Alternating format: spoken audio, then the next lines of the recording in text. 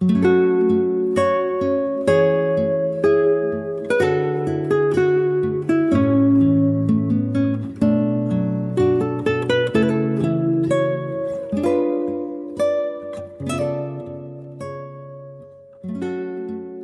is God and Autobiography, the podcast, a dramatic adaptation and continuing discussion of the book God and Autobiography as Told to a Philosopher by Jerry L. Martin.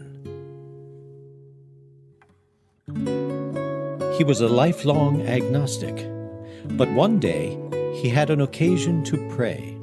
To his vast surprise, God answered in words.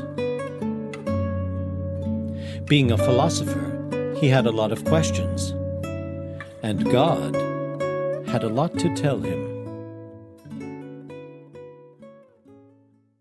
Episode 180.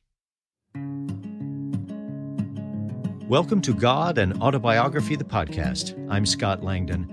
This week is episode 180, and it's the episode of the Life Wisdom Project that you have all been waiting for. Because Jerry's special guest for this week's sit-down is none other than his very own wife, Abigail Rosenthal. As you undoubtedly already know, none of this experience of Jerry's, chronicled in his book, would have even happened if it weren't for Abigail. After all, it was Jerry's prayer of gratitude that preceded his first encounter with God.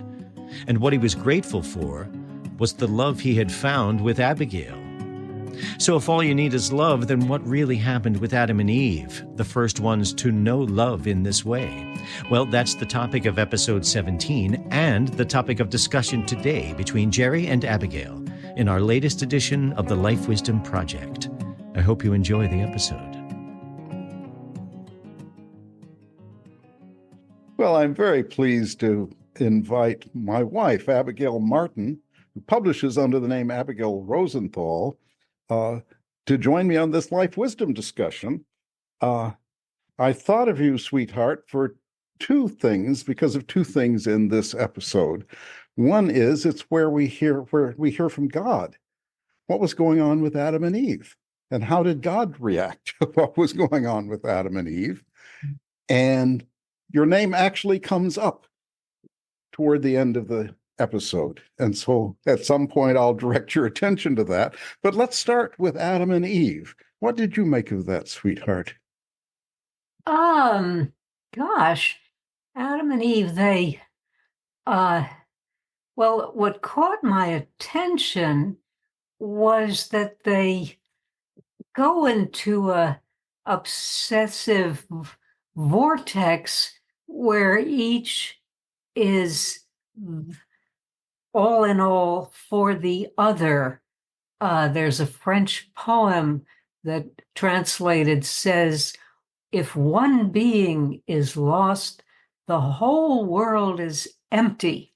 So they fill the world for each other. It's a romantic apogee, a romantic intensification to the vanishing point almost. And we celebrate it, I guess, when we celebrate famous romances, but God doesn't seem to be celebrating it. There ought to be a third at the party, the third being God, and otherwise there's some kind of idolatry and nihilism. Finally, they exhaust each other. Dante's lovers in the Inferno are chasing each other endlessly. In the French version, Tristan Isolde die.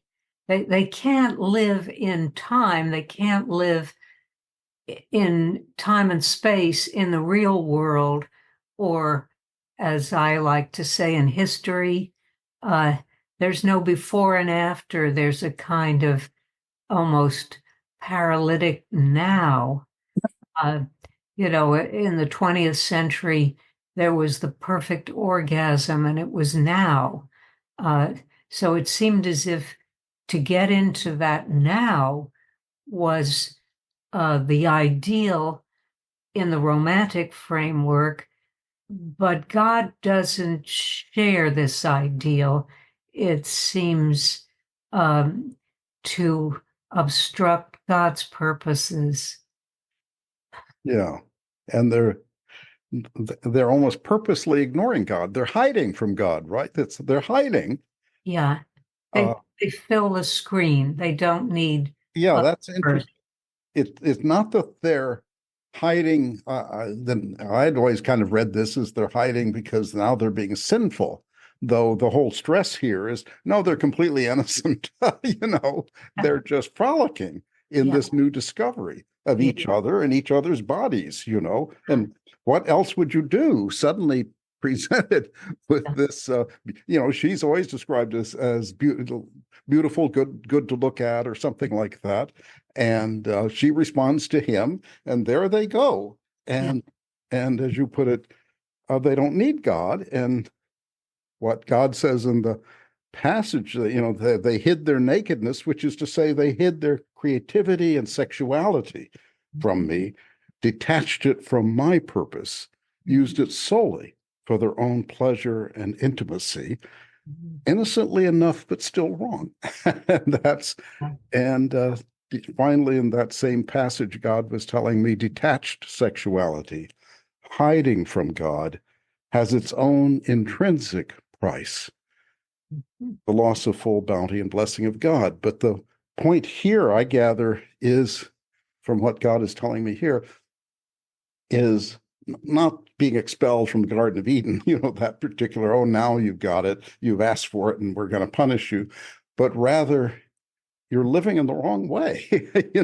Okay, this is part of reality. It's a vibrant part of reality, just the pure encounter with one another of the two lovers. And so it's natural that somewhat, as you say, fills the screen of their lives. And yet, well, there's a price. You've left something out. And you've left out what you might say is a more fundamental aspect of reality anyway, something kind of ultimate in defining lives. You've left that out. I have always contrasted what I call the French view, which is the one we've just described, um, with the biblical notion of couples, uh, like Jacob and Rachel meeting at the well, as sort of the archetypal case of romance in the biblical frame. Jacob has absconded with the birthright, the right to have a privileged and leading relation to God. He somehow filched that from his brother Esau, but he's on the lam. And so his mother, who's complicitous in this stealing of the birthright, advises him to go to her brother, his uncle Laban. So he betakes himself across the desert on whatever vehicle was available, donkey or camel, and he gets to Laban's property, and it's bordered by a well. And of course, a well is everything in a dry land. And so people come to get water to drink and to fill their cisterns at the well. And among the people who come is the daughter of Laban, Rachel. And he looks at her, he's smitten. He rolls away the stone that covers the well to show his manly prowess. And apparently they're just it for each other. And then there's quite a lot of trouble to get her from the man who will be his father-in-law. His father-in-law substitutes the wrong sister for the wedding night and then asks for 7 more years of hard labor before he can get the second sister. And he has to labor for her in the beginning for 7 years.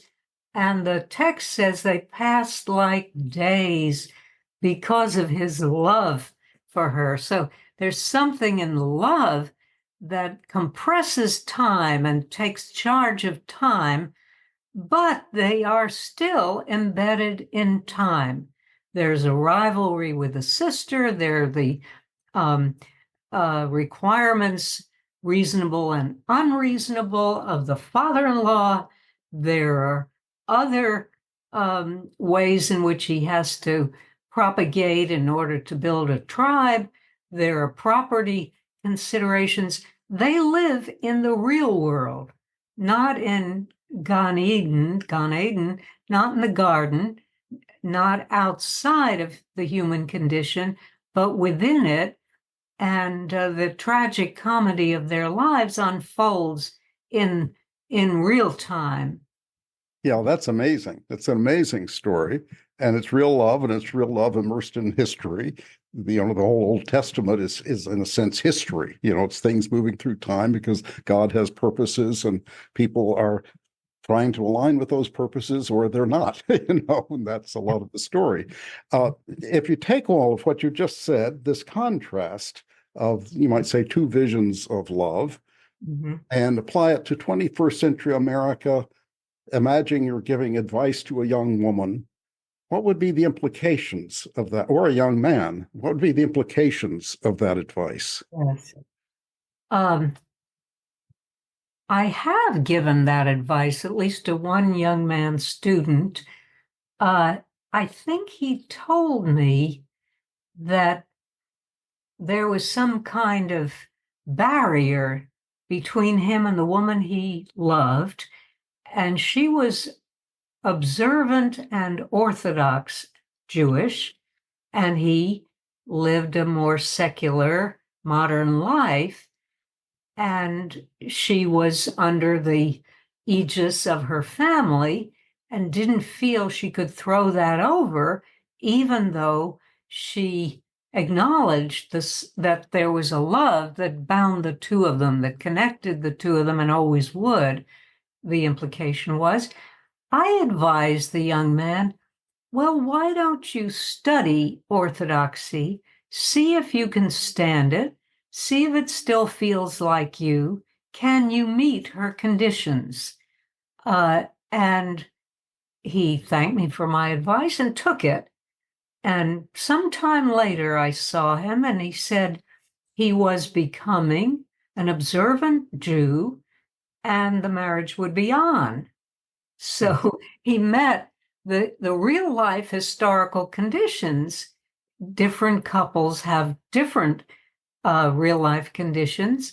So he's not a archetype for all couples, but the meeting of the conditions is archetypal.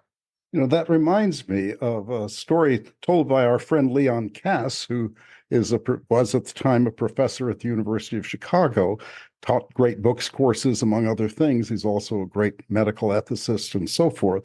But Leon said one year he used to teach Genesis, the book of Genesis, as a great book in the kind of great book style. Genesis, and I don't remember, it may have been the very section on Rachel and at the well and so forth. But a student came after class, a guy came and said, I want that. I want to find a woman for me. I think I will go join the temple and see if I can find a wife. Leon told him, if you go to the temple to find a wife, you will probably find nothing. If you go there to find something more, then you might find a wife. A year later, of that very conversation, Leon is teaching in Jerusalem as a visiting prof, and is at the Rachel at the well or whatever section, and he gets a phone call in his office. Oh, it's that very student.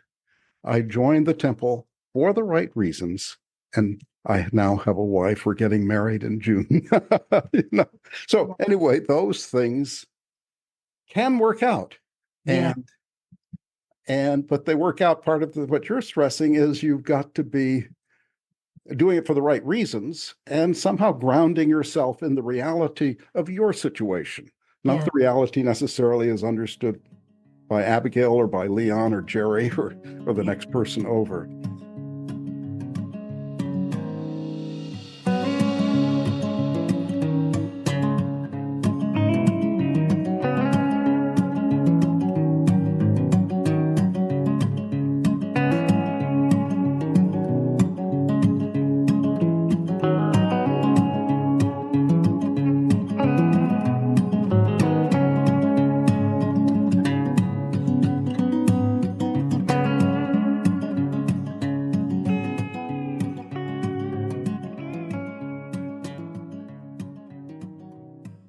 I want to direct your attention to the end of the episode, where I mention, we talk about whether, I am always wanting to know, I repeatedly ask, what's the grand design? What's the goal of it all? Is there an aim?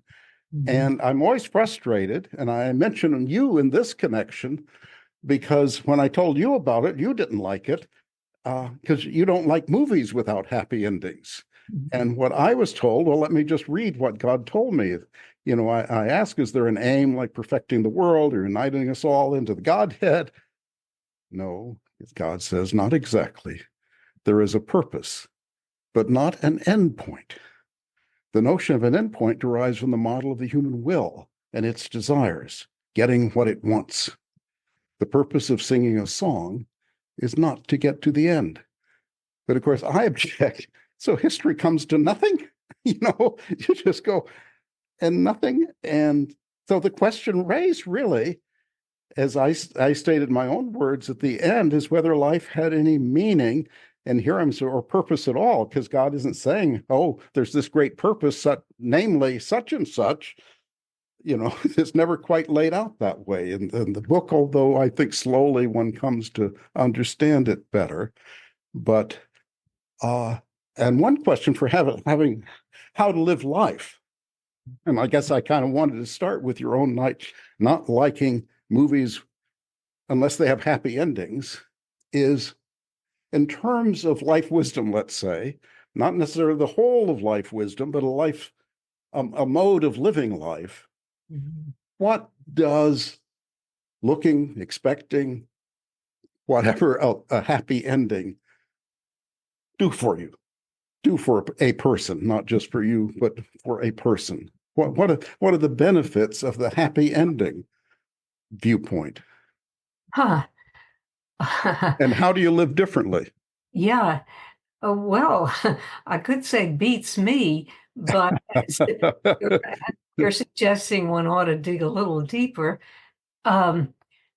What you want in any adventure, and life is a kind of adventure, really sincerely, truly, and surprisingly an adventure. You want the resolution of the adventure. You have adventure stories in books, especially for young people, at least the kind I used to read, and whatever was the problematic, as we say, whatever set the stage for the adventure, that problematic found a resolution. There was a fortunate, there was a happy, there was a satisfactory, there was a resolution. Something was unresolved that became resolved. And we've all had that experience. The unresolved resolves itself, can be tragic, can be disappointingly, but truly, you sort of want a truthful resolution. You don't want to be distracted by a plausible story that isn't true, or a happy ending that isn't real. So I guess in any particular life, it asks a question and wishes, in the best case, the answer, which is the resolution of the question that was asked. In the case of the human race, one imagines that all the human race might be asking a single question. Were that so, then it would want a resolution that would cover the human race and, in that sense, end history. But it seems that there are quite a few questions that people in different cultures frame differently and from different starting points frame differently, so that the ideal of there's some Kantian expression, I guess, some kind of receding endpoint. I forget how he puts it. The ideal of all the questions harmonizing so that they turn into a single question and call for a single answer, that might not be a truthful approach. And we suppose God has a truthful approach. And so if God says, don't look for a single resolution, God must know what God's talking about. Something I want to mention, take it from the universal humanity, the whole globe and human history, down to the individual level. Something in your own life, sweetheart, that you write about in your forthcoming book, Confessions of a Young Philosopher, is you discovered romance very early in life, and you had a disappointed romance that nevertheless was extremely compelling in terms of your sense of the goal of life, a sense of the desirability of romance and not just making do or paddling water. And one of your life strategies was not to get cynical or give up, get a cat, whatever, but to persist. And when I met you, you were persisting. We were both, well into middle age, and you were persisting. And something, when we were talking about this passage beforehand with Scott Langdon, my team of helpers, Scott said, interestingly, well, the story isn't over until the happy ending comes. And so that's a bit of a Kantian thought. You hold the story open. Yeah. You don't regard the story as finished. Yes. Until the happy ending comes. Well, if it doesn't come, it doesn't come. But then the question is, well, as a life strategy, is that a good one? To kind of hold the story open, hoping for, expecting, whatever the right verb is there, a happy ending, and that would define the culminating moment of the story, the end of the story. Yeah, for my money, it's the best strategy. It's unsurpassable, whether a resolution, a satisfying culmination is reached or not. Much better to acknowledge what you might call a frustration than to pretend, in a way, cynically, that it never counted for much. Oh, well, I never wanted that, beautiful painting anyway. Which many people do, disappointed of their early hopes, they pretend they never held them. Whereas, to my mind, one of the romantic features of life, romance has many components besides the girl-boy or, the two lovers, the two protagonists. And one of them is to hold open the resolved and the unresolved features rather than pretend they never were important, they never were desired. What one needs to honor one's rightful desires. One needs to avoid pretending that they are unimportant because what is a human life? We're just grains of sand. God knows best. No, uh, we need to honor ourselves and find out we are our own detective stories. What is it that I really wanted? And, go very seriously for that. When you and I met, I felt in some kind of romantic despair, finished. That's it. I'm not, but despair is better than cynicism. I, and because that meant I knew how unsatisfied I felt, and I wanted to honor that. And meanwhile, in Brooklyn College, where I taught, they were about to trash, ruin, bring down to idiotic bits our core curriculum, our prize-winning um, uh, characteristic frame within the college. Uh, and I thought, I'm really not thinking that I and the other woman professor who wanted to fight this, I'm not thinking we can win. I'm busy with my despair and meeting my teaching obligations, but I can't die without fighting this wholeheartedly because I believe, with all that I have ever brought together in my life of work and effort and trying to understand what it was for me to do in life, I believe in a liberal education. So we're going to fight this, to the max, with all of our possibilities, win, lose, or draw. In the course of that fight, I happen to meet you, an ally, a key ally that eventually conducted me and Margaret to the victory for that phase of our life in the college.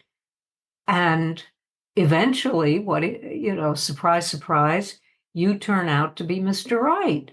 I wasn't going looking for Mr. Right, but I was going to take very seriously whatever it is that I take seriously, you know, because I think the romantic life involves that. You have to be here for real. You have to mean it. When you say something, you need to mean it. And when you act, you need to act with your full capacities, not with some of the cards held back. Well, I think that actually relates maybe to what God told me that I quoted, but let me go back to the key sentence again. There is a purpose, but not an end point. And the purpose means you don't wait for the end to come about. The purpose is here and now and ongoing. It's today and tomorrow and the next day. And it seems to me what you just described is a life of purpose. Mm. And a life of purpose is meaningful because you're talking about, what was the meaning of your own work as a philosopher, as a teacher in a college with undergraduates, with young people mainly? What was that all about? Well, all of that was filled with purpose, and that means filled with meaning. You wouldn't say, oh, well, that was meaningless. And it doesn't have to come out a certain place to be meaningful. That's true. I think of love itself. I once said to somebody, nobody who's in love thinks life is meaningless. If they do, they're not in love. But that occurs, and the narrative you've just given us, sweetheart, that occurs in a life where you have commitments to high purposes, not just, can I get an increase in my salary or buy a prettier dress or something? Not just those things. Those things may have their own role, but it's not just those. These are the matters you dedicate your life to, that define your life, that give it I don't like talking as if you make it up and project it onto life. You're eliciting these from the reality of your life. And so you might say, if you were to draw from this discussion we've just had and these quotes from God, no, the value of looking for a happy ending on the one hand, and yet happy ending isn't what made life in the middle meaningful. I don't know if you can translate that into, if you're thinking about this and now a young woman or a young man comes into your office, a student, and seeking some kind of guidance in, whatever, how would you frame some guidance, some useful comments, let's say, to such a young person in a kind of search for how best to live life? I'd want to know the animating desire of that person, that young person. What purpose, were it to be fulfilled, would be the aim, the ambition of that person? Even if they say they want to make money in Wall Street, for what? What will you do with the money? What does that give you that you didn't have without it? I would want to get to the core of motivation, because young people quickly, even in those days, put on a kind of carapace and armor of cynicism, fearing that they would be disappointed if they were too open. So one thing I would want to encourage young people to do is take off that disguise of cynicism in order to tap into, respectfully find their animating purpose, what they would really want to be or to do, and then what stands in the way. So there are people whose purposes are quite humdrum, it seems, quite humble. They don't stretch out. Well, that has to be honored. The humdrum may not be as boring or poor in content as one might imagine. Maybe it has its own challenges, its internal drama, its difficulties, its mountains to climb. So it doesn't have to look a certain way. It has to be intrinsically sincere. Yeah, so that's one of the messages I take from the things you've said here. Honor your desires. You're not a person who thinks you should deny what your desires are. That they're the engines of your life, you might say. There's some question of, I've already seen, and you're saying, okay, you want to make money. What is that for? You might say, then what? Okay, that's money is a means by definition. Okay, what are you going to do with it? So that's a good example of philosophical dialectic. You quit desires. You don't just start, these are your desires, period, go at it. No, you can think about your desires and reflect on them. But I take it your fundamental message in part, is don't deny them, explore them, and kind of be truthful. Yeah. Which is a life of integrity, and live the best life of desire you can live, I guess, something like that. Take yourself seriously. You're important, something like that. Yeah. Well, thank you, Abigail Martin, a.k.a. Abigail Rosenthal. It's wonderful to see you, and I'll see you again in living color in my study in a moment.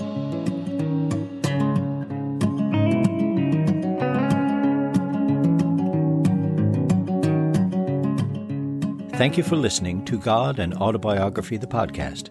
Subscribe for free today wherever you listen to your podcasts and hear a new episode every week. You can hear the complete dramatic adaptation of God and Autobiography as Told to a Philosopher by Jerry L. Martin by beginning with episode 1 of our podcast and listening through its conclusion with episode 44. You can read the original true story in the book from which this podcast is adapted, God and Autobiography as Told to a Philosopher, available now at Amazon.com and always at godanautobiography.com. Pick up your own copy today. If you have any questions about this or any other episode, please email us at questions@godanautobiography.com and experience the world from God's perspective, as it was told to a philosopher. This is Scott Langdon. I'll see you next time.